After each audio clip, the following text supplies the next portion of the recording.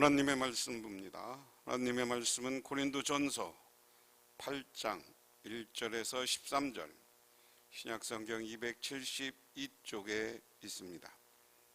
우상의 제물에 대하여는 우리가 다 지식이 있는 줄 아나니 지식은 교만하게 하며 사랑은 덕을 세우나니 만일 누구든지 무엇을 아는 줄로 생각하면 아직도 마땅히 알 것을 알지 못하는 자요 합니다. 또 누구든지 하나님을 사랑하면 그 사람은 하나님도 알아주시느니라.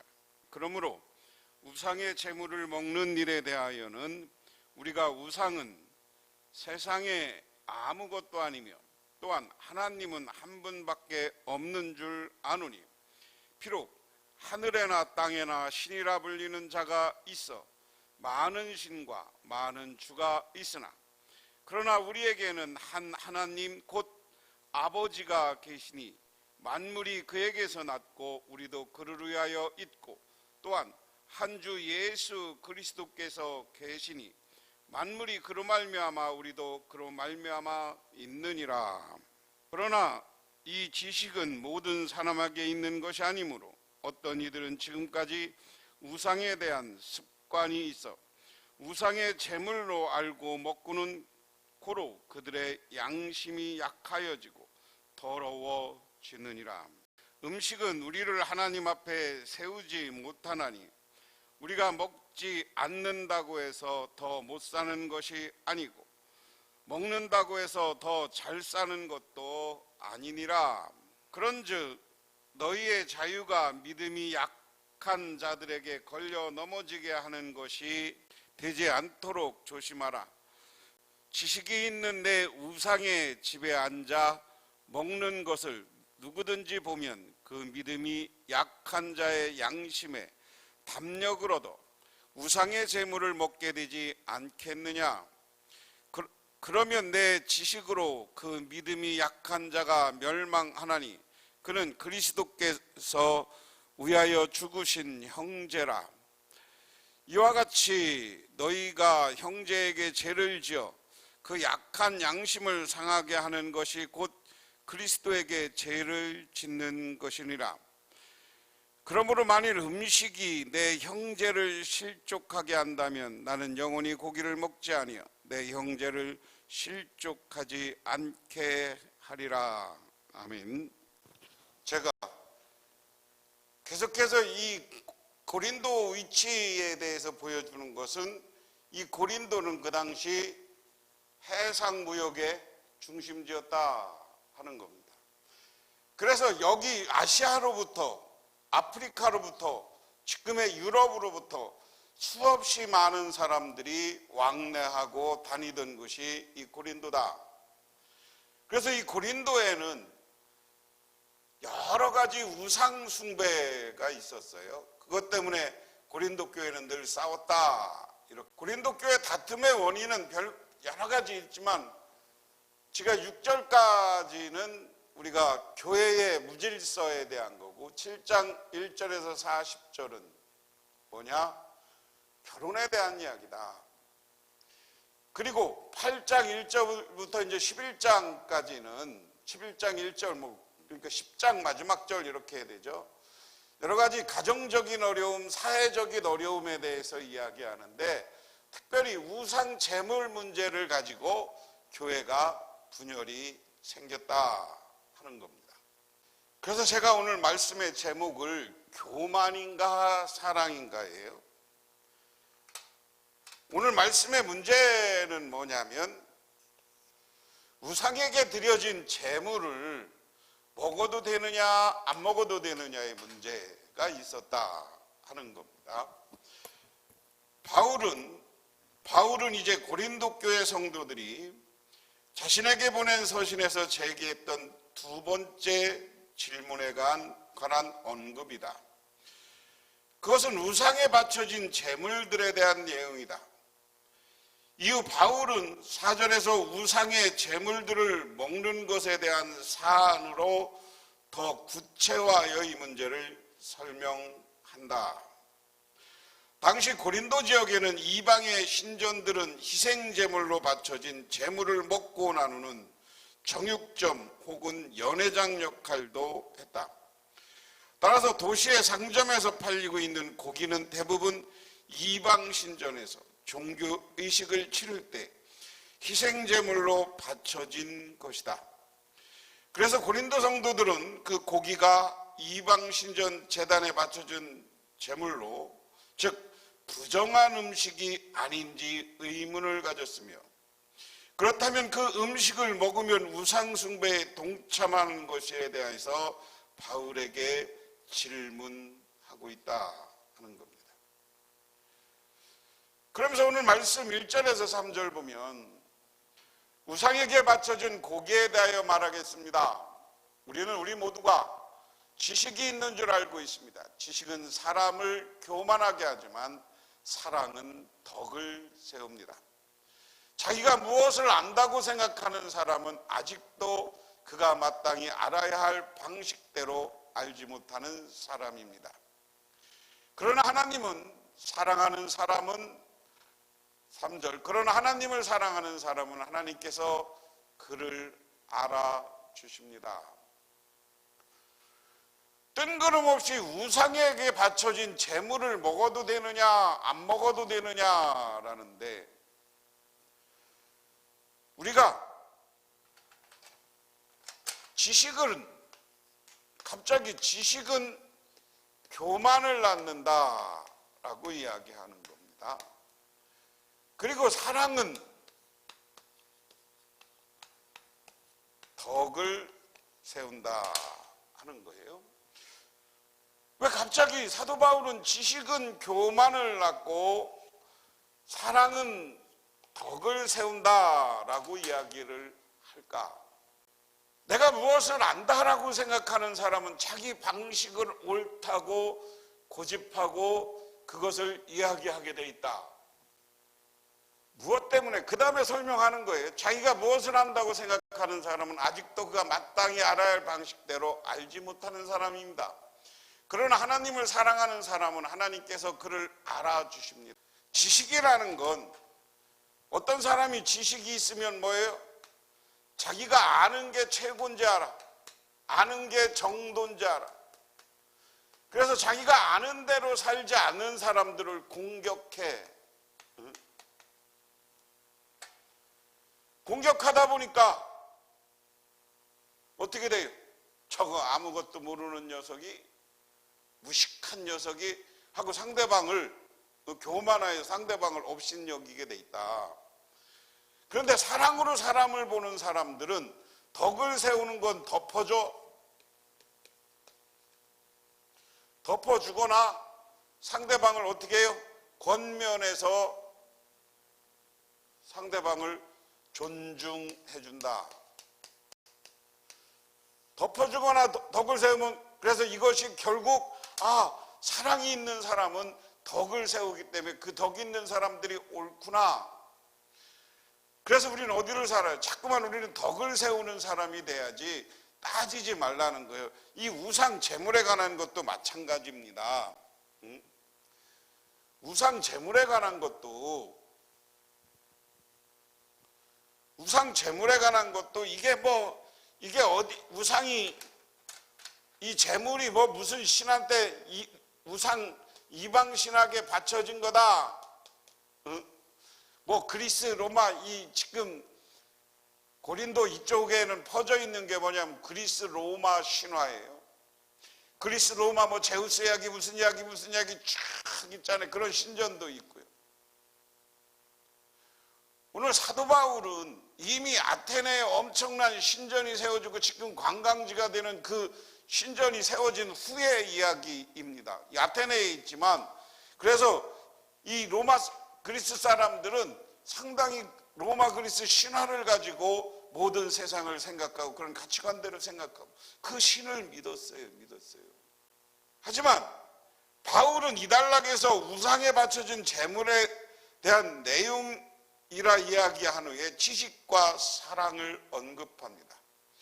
그리고 지식은 교만하며 사랑을 덕은 세운다라고 설명합니다. 여기에서 지식은 사랑과 대조를 이룹니다.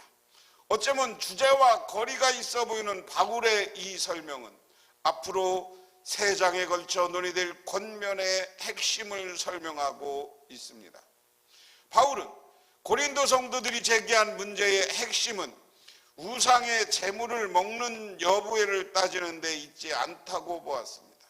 그리고 그 문제에 대해서 제시하는 해결책도 취사선택의 방식이 아니었습니다. 바울은 이 문제를 성도들의 권리 사용과 포기라는 주제로 전환하여 성도들에게 권면합니다. 그것을 위해 지식과 사랑을 대조하고 있습니다. 누군가가 지식을 획득했다고 생각하면 그는 아직도 진정한 의미에서 지식을 얻은 단계에 이르지 못한 것이고, 반면 사랑은 누구든지 실천하면 그것이 알려진다는 겁니다. 바울은 지식을 거부하고 사랑만 장려하는 것이 아니라 사랑 없는 지식은 교만으로 나아가 공동체의 유익을 해칠 것이라고 경고한다. 좀 길게 설명하면 그런 거예요. 자꾸만 지식이 있다고 자랑하는 사람들이 교만해지면 자꾸만 이 같은 교인들을 공격해 고인들을 공격하면 교회가 갈라지는 거예요. 저는 요즘 어느 교회에서 장로님들이 목사님들을 새로 청빙하면서 당신 영어로 설교할 줄 알아야 된다고 그랬더니 옆에 앉아있던 한 장로님이 그러더래요. 예, 너는 영어로 설교하면 알아듣냐? 왜 알아듣지도 못하는 언어, 그런 지식, 이걸 가지고 사람을 평가하려고 하느냐?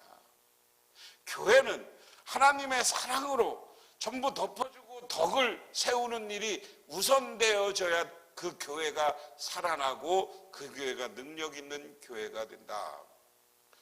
두 번째, 그러므로 하나님에 대한 지식입니다. 해번역으로 이 말씀도 한번 말씀을 보면, 그런데 우상에 바쳐진 고기를 먹는 일을 두고 말하면 우리가 알기로는 세상에 우상이라는 것은 아무것도 아니고 오직 하나님 한 분에 밖에는 신이 없습니다. 이른바 신이라는 것들이 하늘에든 땅에든 있다고 칩시다. 그러면 많은 신과 많은 주가 있는 것 같습니까? 그러나 우리에게는 아버지가 되시는 하나님 한 분이 계실 뿐입니다. 만물은 그분에게 계셔서 났고 우리는 그분을 위하여 있습니다. 그리고 한 분 주님이신 예수 그리스도가 계십니다. 만물이 그분으로 말미암아 있고 우리도 그분으로 말미암아 있습니다. 로마 그리스 신화에 보면, 이게 사실은 그리스 신화죠. 로마 그리스 신화에 보면 엄청난 많은 신들이 등장해요. 예수 믿는 사람들도 이 그리스 로마의 신화의 신의 이야기에 영향을 받는 사람들이 있을 거라는 거예요. 영향이. 그런데 이렇게 영향을 받으니까 자꾸만 우상이니 뭐 이런 거 생각하고 우상에 숭배되는 거니 아니니 이런 이야기를 하는 거예요. 유일하신 하나님, 하나뿐인 하나님, 이것을 우리는 바울의 신관이라고 하고요. 우리 그리스도인들이 가져야 될 신관입니다. 하나님이 어디 있느냐? 하나님은 어떤 분이냐? 많은 사람들이 로마 그리스 신화에서는 다양한 신들이 등장합니다. 우리나라의 신화에서도 다양한 신들이 등장합니다. 그런데 정말 그러냐? 아니 그 신들 아니야. 니들 그 신이 있다고 믿니? 니들 로마 신화에 신이 있다고 믿니? 오늘 사도 바울은 그것에 대한 질문이에요. 우상에 바친 고기를 먹는 일을 두고 알기로는 세상이 우상한 것도 아니고 오직 하나님 한 분만 신이다. 야, 세상의 신화는 만들어낸 거야. 사람이. 이건 없어. 그리스 신화든 세상의 신 이야기는 없어.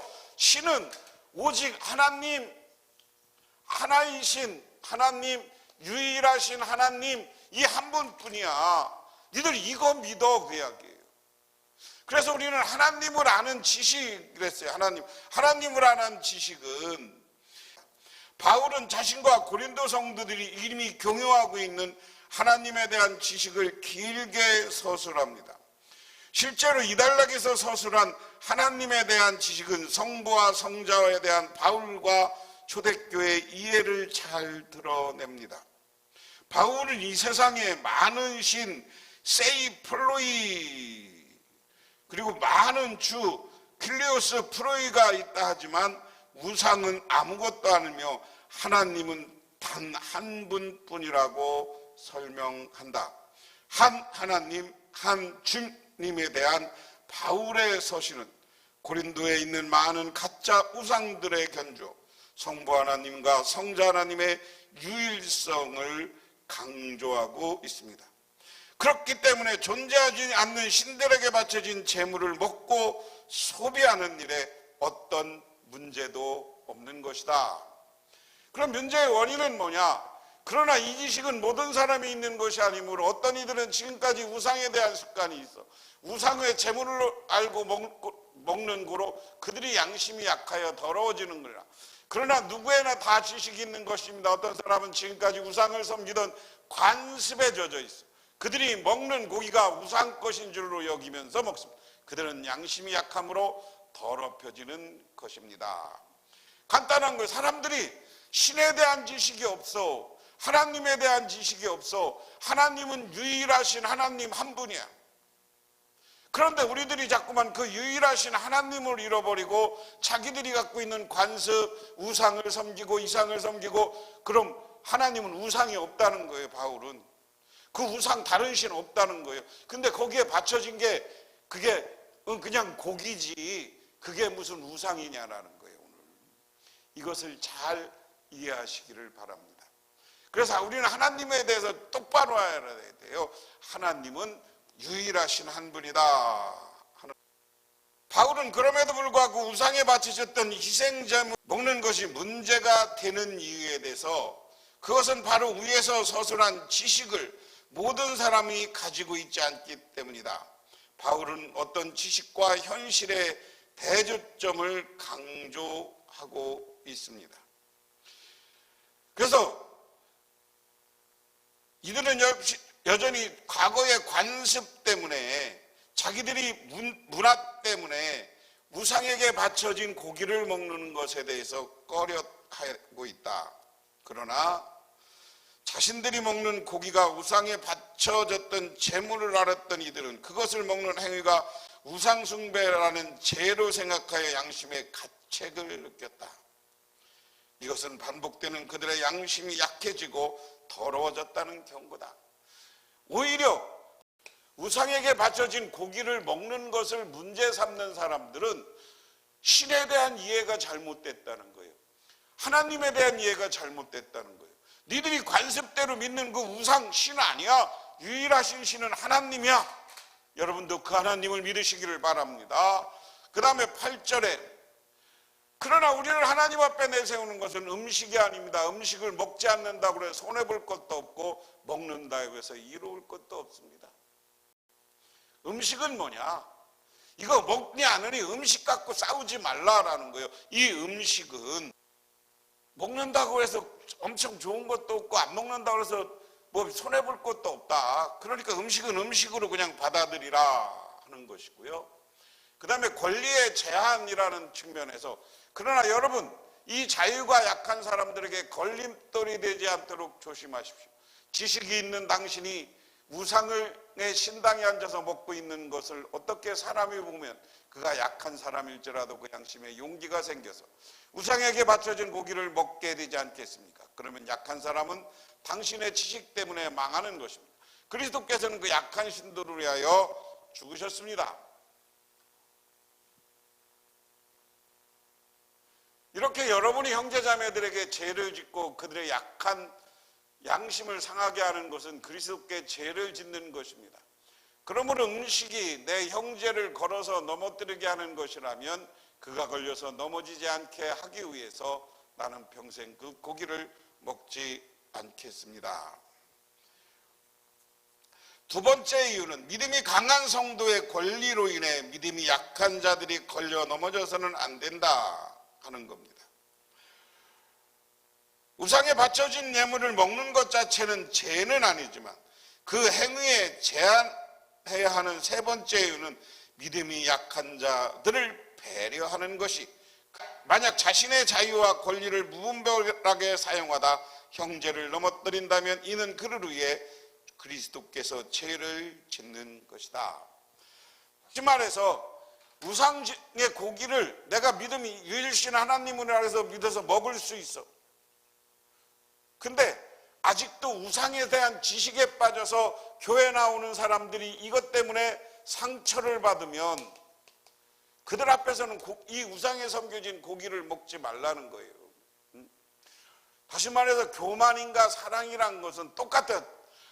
지식이 많아서 고기를 먹는, 우상에 섬긴 고기를 먹는 것을 비난하는 것, 이 사람들에게도 아니 사랑으로 교인들을 바라보라는 거예요.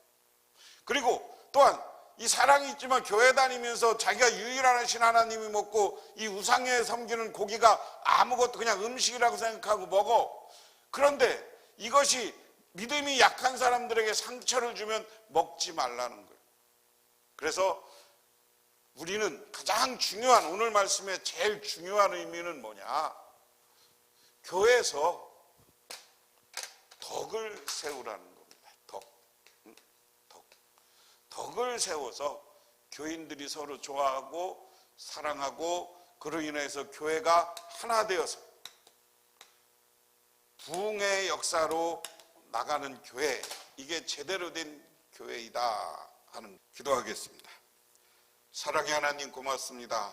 오늘 우리는 하나님의 은혜와 은총을 기억하며 이렇게 주님의 제자에 나와 기도하며 간구드립니다. 아버지 하나님, 이 시간 우리들 사랑으로 서로 우애주고 존중해서 덕을 세우는 교회 세워서 정말 사랑이 넘치는 주님의 교회를 만들어가는 우리 모두가 되게 하옵소서. 예수님의 이름 받들어 기도드리옵나이다. 아멘.